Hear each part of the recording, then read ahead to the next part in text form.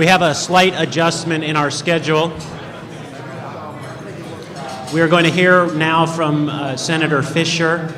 Then we'll have full lunch service. Your entrees will be full after the senator speaks. She's got a vote, change in schedule on the Hill. So in order to accommodate that, we're going to hear her remarks first and then continue lunch service.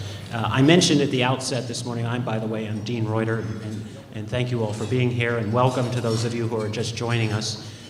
This fourth annual Executive Branch Review Conference marks the launch of the Federalist Society's Law and Innovation Project. I just want to bring attention to that project, which is a years-long effort by the Federalist Society, just now beginning, to examine the ways in which laws and regulations and rules of all manner at all levels of government affect innovation, entrepreneurship, and the larger economy.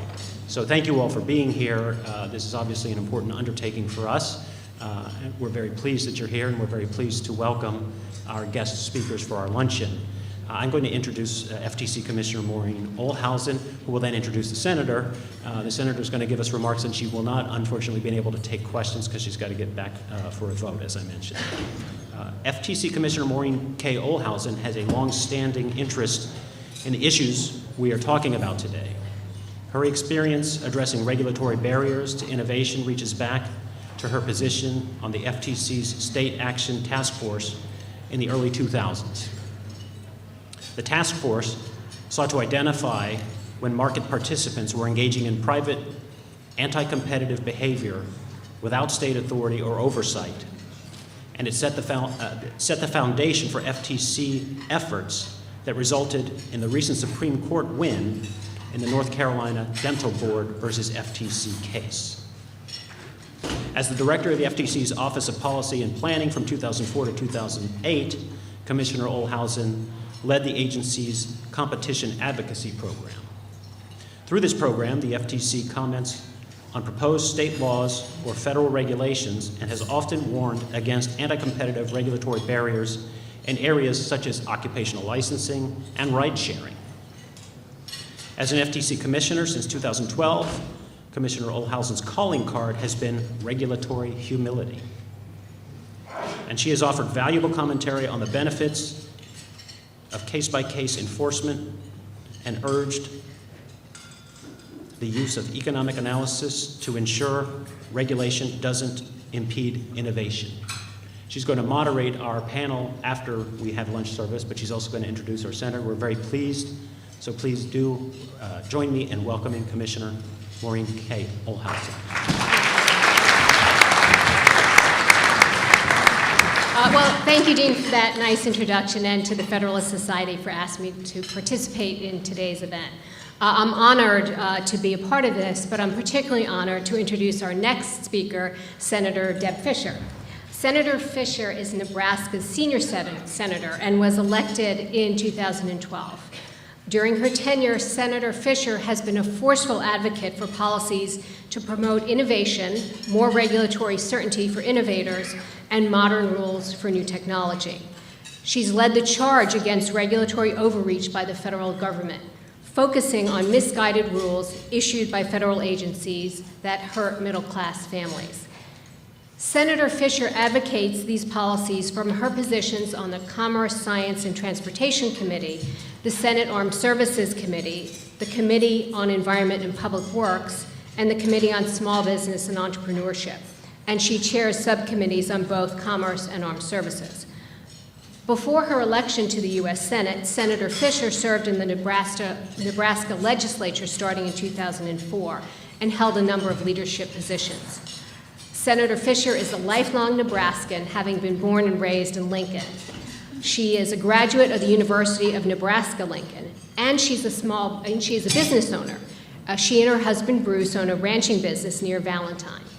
So I know you share with me the delight in hearing Senator Fischer address these topics today. So please help me welcome Senator Deb Fischer.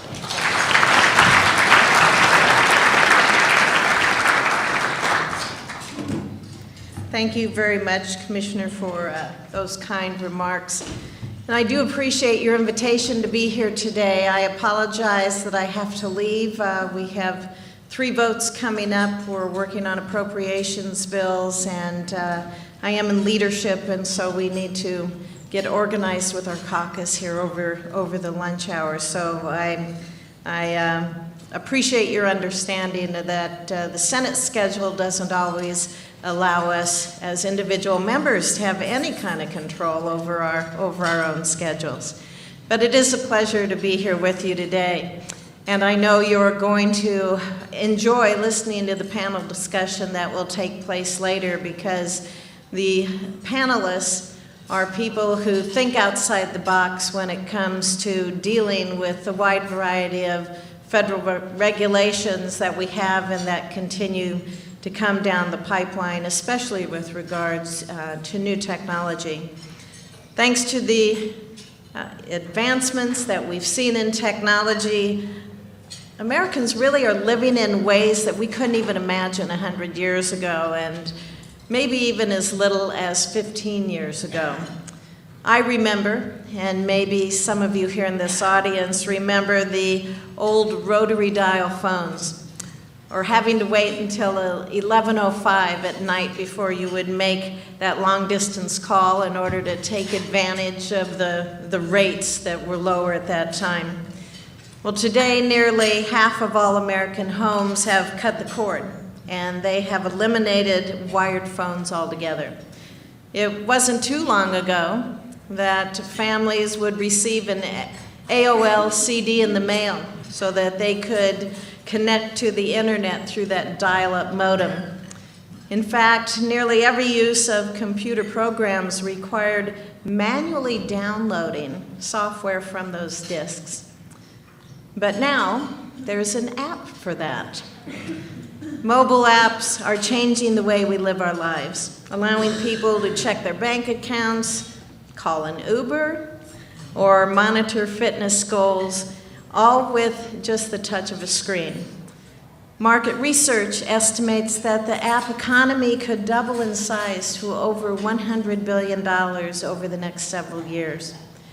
The rapid growth in new connected technologies known as the Internet of Things has the potential to revolutionize how we connect, how we store, how we exchange that data. Cisco predicts that nearly 50 billion devices are going to be connected to the internet by the year 2020. And this technology could generate trillions of dollars for our nation's economy. As these examples show, the technology and the telecommunications sectors are rapidly changing. Each year, these industries attract billions of dollars in investment, and they provide jobs to millions of Americans. Nebraska is also leading the way in this innovation revolution as the home of Silicon Prairie, where many entrepreneurs and innovative companies such as Huddle and BuluBox, they're headquartered. And last year, Nebraska ranked number 3 on the Forbes list of the fastest growing states for tech jobs. I'm sure many of us would agree that the government often struggles to keep pace with advancements in the private sector. The United States remains the leader in global innovation. Countries around the world look to our policies as a guide for a light touch in regulation and how this can create a more thriving marketplace. The development of sharing economy provides a good example. Companies like Uber, Lyft, Airbnb have emerged as competitive alternatives in markets that are very highly regulated. These new disruptive technologies are flourishing with little government involvement. And consumers, well, we're the ones reaping the benefits. However, as the title of this panel recognizes, the way in which we regulate our markets, it does matter. Outdated and duplicative government regulations can stifle innovation, and they certainly can harm economic growth. Yet some believe that arcane rules written by government bureaucrats are necessary for competition to develop. Unfortunately, the result has been higher costs for consumers, fewer jobs for businesses, evolving turf battles between federal agencies, and wasted taxpayer dollars. I think the main questions that we have to ask ourselves are these. What approach should policymakers take to ensure that the United States remains at the forefront of innovation? And how do we foster that climate of entrepreneurship and economic growth, creativity, imagining, building, so that businesses will invest in our economy here in the United States rather than in China or Korea? The federal government must provide businesses with market certainty and clear rules of the road so that they can develop new products and services without the specter of regulation always hanging over their heads. To that end, I recently introduced the bipartisan Developing Innovation and Growing the Internet of Things, or the DIGIT Act. I pay my staff extra to be able to come up with these very clever names. But the DIGIT Act that we introduced along with Senators Ayotte, Booker, and Schatz. The DIGIT Act would build on a joint resolution that we introduced and was passed in the Senate last year that called for a nationwide strategy on the Internet of Things. The DIGIT Act goes further, taking steps to begin an important dialogue between the public and the private sectors with the goal of promoting collaboration and well-informed policies. Our bill recognizes that stakeholder involvement and consensus-based recommendations are needed to drive the creation of these new technologies. We don't need more rules or regulatory measures. I believe that members of Congress should work together to identify more opportunities and be able to ease some of these regulatory burdens that we face in order that we can have more competition. During my first term in the Senate, I have worked on a bipartisan basis to introduce bills that would empower innovators by modernizing our policies. For example, I joined Senator Bill Nelson of Florida to introduce the E-Warranty Act.